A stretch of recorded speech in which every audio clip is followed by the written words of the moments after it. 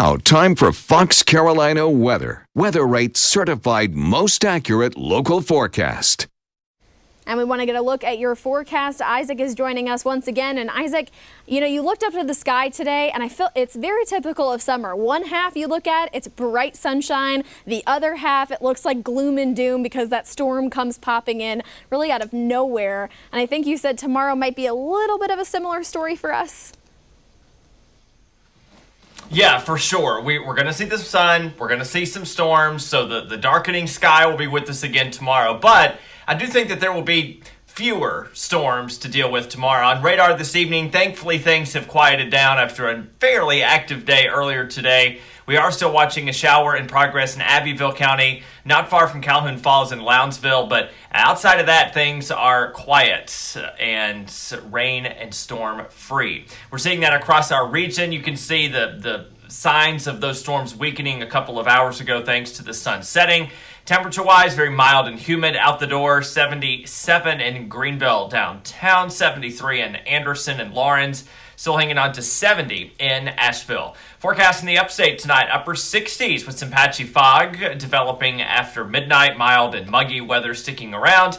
66 degrees in the mountains with some valley fog possible. Otherwise, no real change from previous nights. Tomorrow, 73 degrees at 8 a.m., 86 at noon, 90 tomorrow afternoon, I should say. Just a 20% chance of rain. Today's rain chance for comparison was 40 to 50%. So, yeah, again, just a lower chance of some wet weather tomorrow. A few spotty storms in the mountains as well with highs at 87. Since we have nearly average temperatures and a smaller storm threat, we're going to rate your day tomorrow an 8 out of 10. That's better than the 7 that we rated, I think, every day last week or this week has been a 7. So, we're up to an 8, so we can rejoice for that. And Futurecast is showing that nicely, of course, between noon and 3. That's when the first signs of showers and storms will form. But again, just not seeing too much activity in terms of your forecast for Sunday. Now, on Monday and Tuesday, we'll see a few more afternoon storms, but by Wednesday, that's when we're going to start to see a bit of a pattern shift where we see more and more afternoon storms and maybe a little less heat. So that may be one bonus if you are tired of these ridiculously hot afternoons.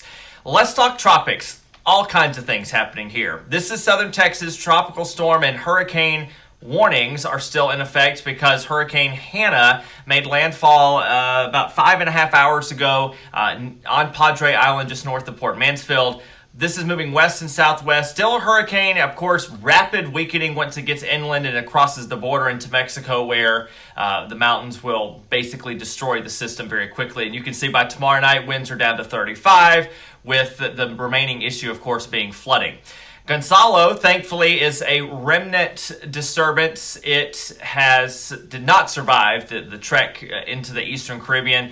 They've issued the final advisory on that. Now, the next thing we have to watch is a wave off the coast of Africa. Has an 80% chance of development in the next couple of days. It is likely that we'll have the I-named storm sometime next week. Plenty of time to watch that.